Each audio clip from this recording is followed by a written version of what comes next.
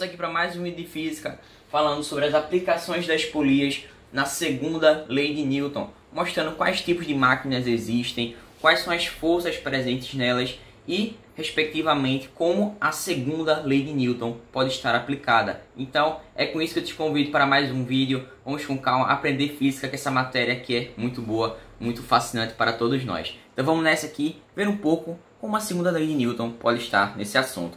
Então vamos nessa.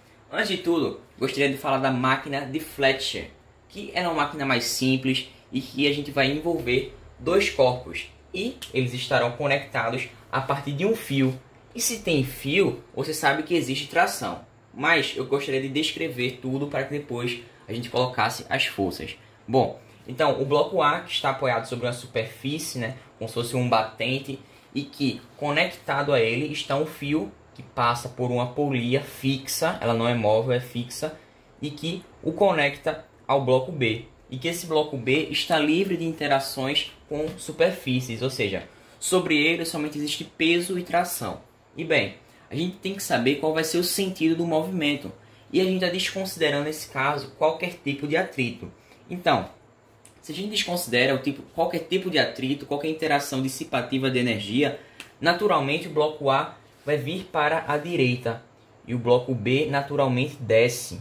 Ou seja, a aceleração do sistema, no caso do bloco A, é para a direita e no caso do bloco B, para baixo, verticalmente para baixo. E bem, como eu falei, em toda a questão de dinâmica, a gente precisa demonstrar as forças, quais que estão presentes em cada um dos blocos. Bem, no bloco A a gente tem normal e tem peso. Normal por estar em contato com a superfície e peso por estar no campo gravitacional. Mas eu vou desenhar essas forças? Não vou desenhar, por quê? Elas pouco vão importar nesse caso, porque o movimento não é ascendente nem descendo. O movimento aqui vai ser na horizontal, ou seja, tem que desenhar as forças que estão presentes na parte horizontal. E nesse caso é somente a tração, a tração que vai estar aqui ao longo desse fio. E bem, passando para o bloco B, perceberemos que ele tem, como eu falei inicialmente, peso, está atraindo para baixo, partindo do centro desse corpo, do centro de massa dele, e tração para cima, já que existe ação-reação entre essas trações aqui. Beleza, porém, se a gente pegar a segunda lei de Newton, que fala que força resultante é igual a massa vezes aceleração, e por sua vez, essa força resultante segue o sentido da aceleração, perceberemos que para cada um desses blocos haverá uma certa resultante. E bem, para o bloco A, como só existe tração e essa tração está no sentido da aceleração, colocaremos ela como sendo a força resultante. Ou seja, para A, temos aqui como tração é igual a massa de A vezes a aceleração do sistema, que para o sistema é única, tá? Não existe uma aceleração para um corpo e para outro uma aceleração diferente. É única para o sistema, nesse caso. E bem, para o bloco B, perceberemos que como a aceleração está apontando para baixo, naturalmente a força resultante também aponta para baixo. Logo, quem está nesse sentido necessariamente precisa ser maior do que aquela força que está em sentido oposto. Em outras palavras, o peso de B necessariamente precisa ser maior que a tração, A tração que é a mesma, já que está se tratando de um mesmo fio. Então, peso de B menos tração, já que estão em sentidos opostos, é igual a massa de B vezes a aceleração. Posso desenvolver mais essas equações? Com certeza. Se eu somar uma equação à outra, eu posso cortar essas trações, já que estou somando uma tração positiva com uma negativa. Logo eu posso simplificar. E essas massas aqui eu irei somar e deixar o A em evidência, já que isso aqui posso utilizar justamente isso ao meu favor. Então a resultante aqui vai ser igualada como sendo peso de B igual a massa de A mais massa de B, entre parênteses, vezes a aceleração. Então aqui está o nosso primeiro caso da máquina de Fletcher. Você precisa decorar essa fórmula? Não precisa. Só por você saber as forças que estão atuantes, necessariamente você vai conseguir fazer essas equações. E agora na máquina de Atwood, que também é um pouco mais tranquila e se pá, é um pouco mais fácil que a de Fletcher, a gente vai perceber que vai ter em um teto, por exemplo, uma polia fixa. E nessa polia fixa está conectado, a partir do seu fio que passa por ela, dois blocos. Por exemplo, o bloco D e o bloco C que eu coloquei aqui. O D, naturalmente, ele é mais pesado, ele é maior. E o bloco C é um pouco mais leve, ele é menor. Então, por diferença de massa, perceberemos que o bloco A, por ser maior, mais pesado, ele vai descer. E quando ele desce, o bloco C sobe. Né? Então, basicamente é isso. O bloco C ele vai seguir essa aceleração apontando para cima e o bloco A, aceleração verticalmente para baixo. E novamente, eu posso aplicar as forças que estão presentes nesses blocos. Bom, não existe força normal, nenhum deles está apoiado em uma superfície. Existe peso, com certeza. Da mesma forma, existe tração. Então, bem, começando com o bloco C, ele tem um certo peso, né? Então, o peso de C aqui está presente e no sentido oposto a ele está a tração. Aqui, ó. Tração, que é um único fio, portanto, essa tração é igual para os dois corpos, né? Então, atuantes nesse corpo. Bem, e para o bloco D, temos também o peso de D, apontando verticalmente para baixo.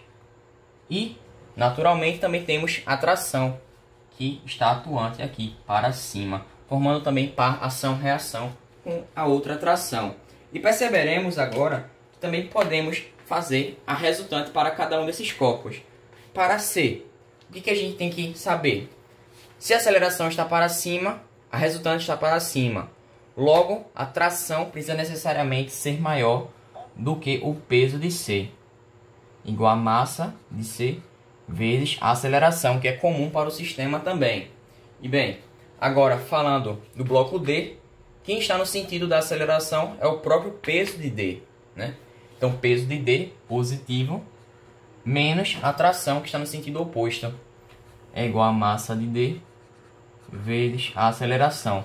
Da mesma forma, eu posso somar as duas equações e cancelar essas trações, ó, já que tem T positivo com T negativo. Então, o que vai fazer o desequilíbrio desse sistema, na verdade, é a diferença entre os pesos, como eu acabei de falar. Já peso de D, que é o peso maior, menos peso de C, é igual a massa de C mais massa de D, entre parênteses, logo, em evidência, vezes a aceleração. E aqui está a fórmula para essa máquina de Atwood. E bem, aqui não acaba, porque existe uma chamada talha exponencial, que é justamente outra aplicação das polias. Então espera só um pouquinho que a gente vai apagar o quadro e colocar novamente para você. Vamos nessa. Aqui está a talha exponencial, a terceira aplicação da segunda lei de Newton para polias e também polias móveis. Veremos aqui que não existem somente as fixas, mas também essas móveis que vão interferir justamente na força que você vai fazer para puxar um certo objeto que está conectado a essas diversas polias. Então veja aqui que, como na imagem, fica um pouco mais claro esses conceitos, ou seja, uma talha exponencial. E percebemos aqui uma polia fixa que está aqui conectada ao teto e também outras duas que são polias móveis. E perceba que logo abaixo existe um peso conectado a elas. Um peso qualquer. E a gente pode supor essa situação como sendo de equilíbrio, ou seja, inércia. Seja por o objeto estar parado ou subindo em velocidade constante. E a gente pode perceber, se a situação está em equilíbrio, temos que desenhar todos os tipos de forças. E nesse caso, temos o que? Tração verticalmente para cima, sentido oposto ao do peso. E também aqui tem o peso um pouco abaixo. Fica um pouco difícil aqui de desenhar, mas fica subentendido aqui que existe o peso desse objeto, tá? Que estão em sentidos contrários. E a partir disso, se está em inércia e em sentidos contrários, a tração necessariamente precisa ser igual ao peso, tá? Estamos na situação inércia, primeira lei de Newton, primeira lei de Newton, falando aqui sobre o conceito de inércia. Mas bem, não fica somente parado por aqui. Por quê? Essa tração ela vai se dividir em duas. Ou seja, temos aqui nesse fio, por exemplo, tração dividido por 2. E nesse segundo fio conectado, também temos tração dividido por 2. Isso acontece por existir polias móveis. E polias móveis, justamente, vai existir a transferência desse peso, que no caso é igual a tração, também para o teto. O teto também vai estar suportando essa tração, esse peso que está sendo exercido. E bem, como a gente percebeu, chega essa segunda polia móvel T sobre 2. E parte dela novamente esse t sobre 2 dividido por 2. Ou seja, irá subir novamente, ó, t sobre 4. E assim sucessivamente. E também t sobre 4 aqui vai chegar justamente nessa polia fixa. Porém, chegando a essa última polia, que é fixa, não vai existir nenhuma mudança.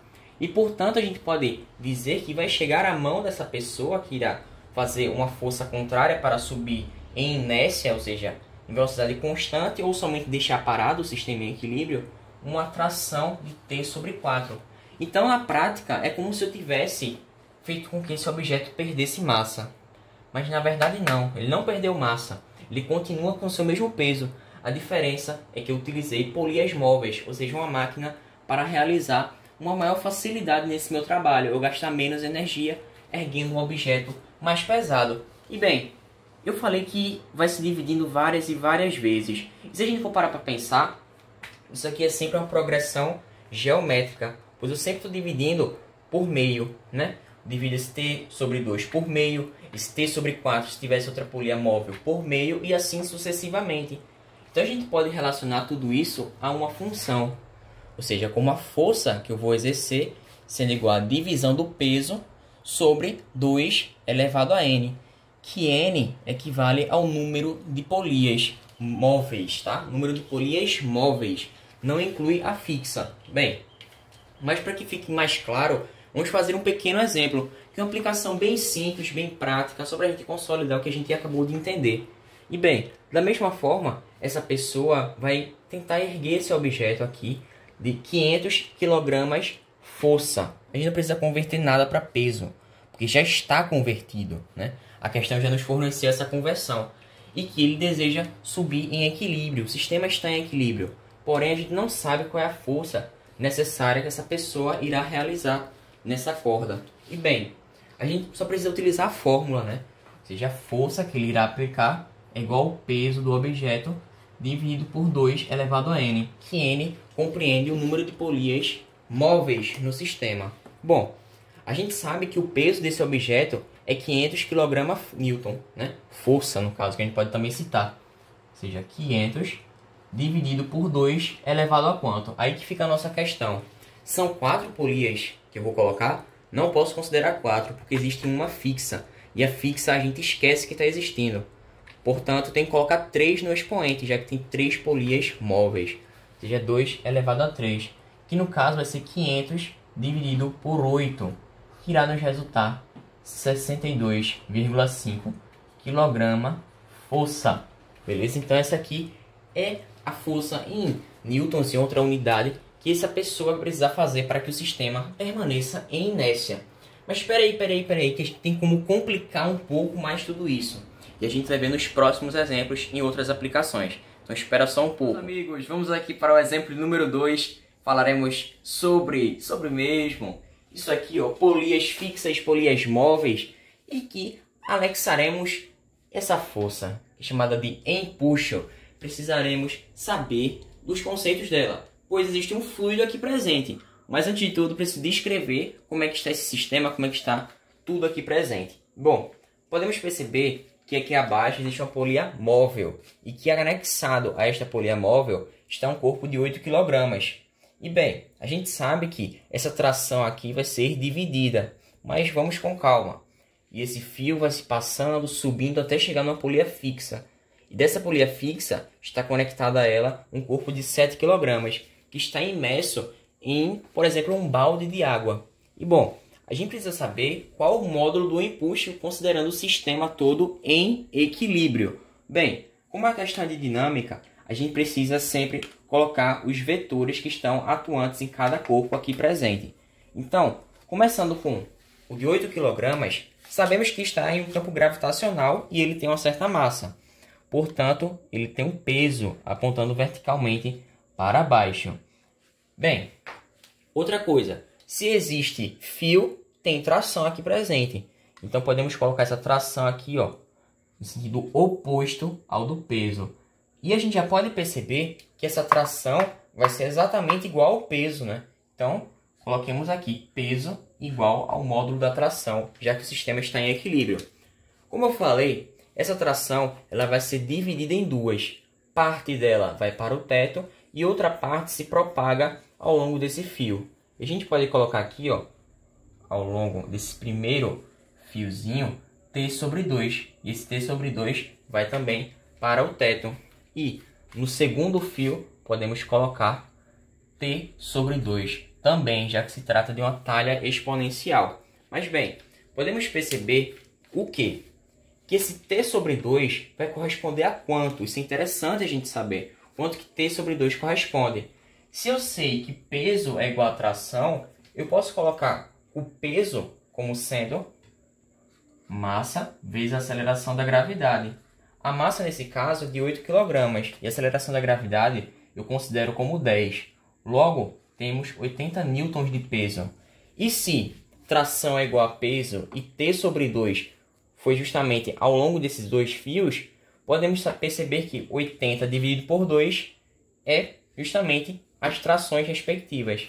Ou seja, em outras palavras, T sobre 2 é igual justamente a 40 newtons. Isso aqui é interessante porque vai chegar aqui, ó, 40 newtons, já que esse T sobre 2 vai correr ao longo desse fio e também agir como par ação-reação aqui, onde eu vou desenhar.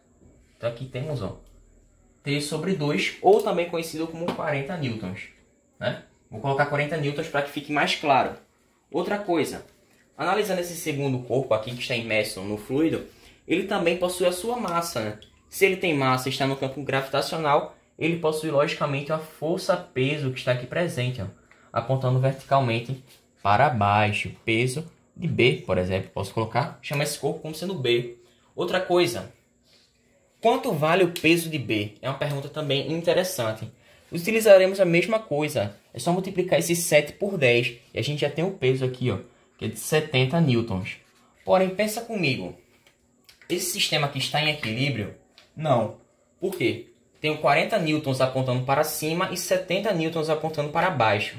Se o sistema está em equilíbrio, eu tenho que dizer que a força resultante seja zero.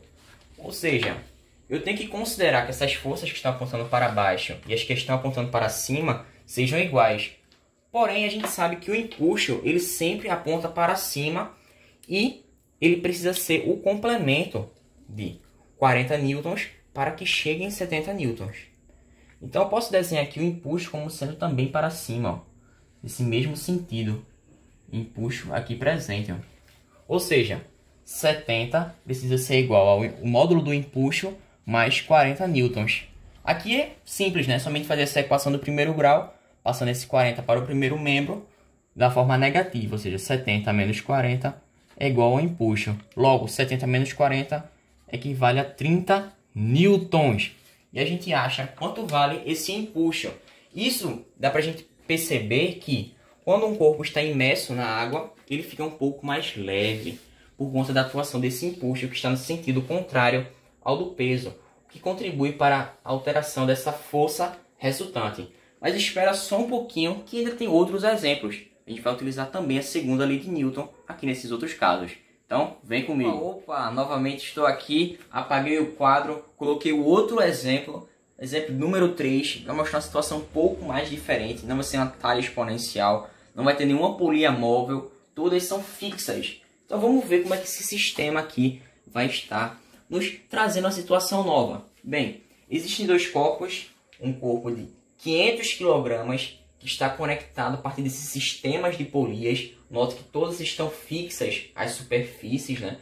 A polia 1 está fixa a essa parede aqui, a 2 também, a 3 está fixa a um teto mais acima. E a gente pode perceber que também existe um corpo de 300 kg aqui.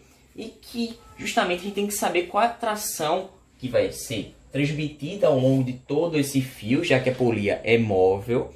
E a gente precisa também saber como a gente pode aplicar a segunda lei de Newton aqui. Uma coisa interessantíssima é saber o sentido da aceleração. A questão nos fala que esse sentido é justamente para baixo. No caso do bloco de 500 kg. Ou seja, esse bloco precisa descer até o solo para que o bloco de 300 kg suba. Ou seja, temos que respeitar o sentido dessa aceleração. E é nesse sentido desta aceleração que está o sentido da força resultante. Bom, então podemos aplicar a segunda lei de Newton para todos os corpos aqui presentes. Primeiro, para esse de 500 kg, que, logicamente, ele tem peso, ele tem massa, está no campo gravitacional, e também tem tração para cima, em sentido contrário ao do peso. A tração aqui presente. Porém, para onde está a aceleração do sistema? Verticalmente para baixo, favorecendo o peso. Então, se eu aplico a segunda lei de Newton para esse primeiro bloco, podemos perceber que o peso dele, ou seja, 5.000 newtons, menos a tração, é igual à massa dele, 500 newtons, vezes a aceleração. Perfeito. Já para o segundo corpo, o que a gente pode perceber? Ele também tem peso, que está verticalmente para baixo. Aqui está o peso. Porém, ele também tem tração no sentido oposto ao do peso. E essa tração é a mesma, exatamente a mesma que foi exercida no primeiro corpo. Porque justamente existem polias fixas e essa tração corre ao longo do fio. Então, também posso aplicar a segunda lei de Newton para este corpo aqui presente, né? Então, porém, eu preciso respeitar também o sentido da aceleração. Está favorecendo, neste caso, a tração, né? A tração está sendo favorecida. Ou seja, a tração é maior do que esse peso aqui. Então, vejamos. Aplicando também a segunda lei de Newton para o segundo corpo, percebemos que tração menos o peso dele, que no caso, por ele ter 300 kg, o peso vai ter 3.000 newtons, já que eu multipliquei por 10, ou seja, T menos 3.000, é igual à massa desse bloco, que é 300 kg, vezes a aceleração. Bom, eu posso resolver esse sistema de equações da maneira que eu quiser, como, por exemplo, somando essas duas equações aqui, podendo assim simplesmente cortar as trações, ó, já que eu estou somando os dois sistemas. Então, veja, 5.000 menos 3.000 tem o quê? 2.000 newtons é igual a 500A mais 300A. Perceptivelmente eu tenho 800A. E bem, se eu passar esse 800 dividindo, já que ele está multiplicando, eu vou perceber que a minha aceleração é 2,5 metros por segundo ao quadrado. Ou seja, o corpo de 500 kg está descendo acelerado e o corpo de 300 kg está subindo acelerado a essa mesma aceleração de 2,5 metros por segundo. Porém, a questão não pediu nada sobre a aceleração, mas sim qual a tração no cabo. Bom, eu tendo essa aceleração, posso substituir em qualquer uma das duas equações aqui e ser feliz, já que eu quero a tração. Mas eu vou substituir na minha primeira. Vejamos, 5.000 menos a tração é igual a 500 vezes 2,5. Já que vou trocar o A por 2,5, né? Ou seja, 500 vezes 2,5. Usando essa multiplicação, encontraremos 1.250 no segundo membro da equação. E já no primeiro, basta a gente repetir, ó, 5.000 menos tração. Bom, eu posso passar essa tração positivamente para a direita e esse 1.250 negativamente para a esquerda. Encontrando assim, ou seja, rearranjando, tenho que tração vai ser 5.000 menos 1.250, que será resultante como 3.750 newtons, sendo essa tração ao longo do fio. E aí? Calma, calma, calma, que o vídeo ainda não terminou. Relaxa um pouco, que a gente vai para o próximo exemplo. Vou só apagar o quadro e a gente já vem para mais. Esse exemplo que falaremos nesse sistema de uma aceleração diferente, né? Já que nos outros a gente citou que elas vão ser iguais para ambos os blocos que estão nesse desenho, nesse nosso enredo aqui. E a gente vai perceber que vai ter um conceito de vínculo que está associado à presença de uma polia móvel, uma ou mais polias em um sistema. Mas veja bem que nessa questão da SpaceX a gente vai abordar como que isso está influenciando diretamente na aceleração do sistema. Bom, então vem comigo. Perceba que nesse conjunto aqui a gente pode perceber que o bloco B ele está conectado a essa polia móvel. E essa polia móvel ela tem dois fios. E esses dois fios, um deles está conectado ao teto e o outro é uma polia fixa. E esta polia fixa que eu acabo de falar está também ligada ao teto. E partindo dessa polia fixa, esse cabo, esse fio, se conecta com outra polia fixa, que coincidência, que está justamente no solo. E essa polia fixa em seu cabo, nesse seu fio, está ligado justamente a um bloco A. E esse bloco A ele tem uma certa massa que está aqui indicada nos dados, que equivale a 20 kg, a massa do bloco A. Já a massa do bloco B tem 15 kg. Porém, a gente não parou para pensar e para perceber que sobre o bloco A existe uma força F de 550 newtons atuantes horizontalmente e para a esquerda, puxando o sistema com uma certa aceleração. Mas bem, percebamos o sentido dessas acelerações que eu indico aqui. Veja aqui, para o bloco B ele sobe aceleradamente para cima com a aceleração B, e o bloco A vai justamente ser puxado aceleradamente para a esquerda por uma aceleração A. A de A. Bom, perceba que eu não falei a aceleração geral do sistema, eu falei uma aceleração específica. B tem a sua aceleração e A tem a sua aceleração. Isso acontece por conta da presença de uma polia móvel. E essa polia móvel nos vai induzir a chegarmos a isso, que a aceleração de A é igual justamente ao dobro da aceleração de B.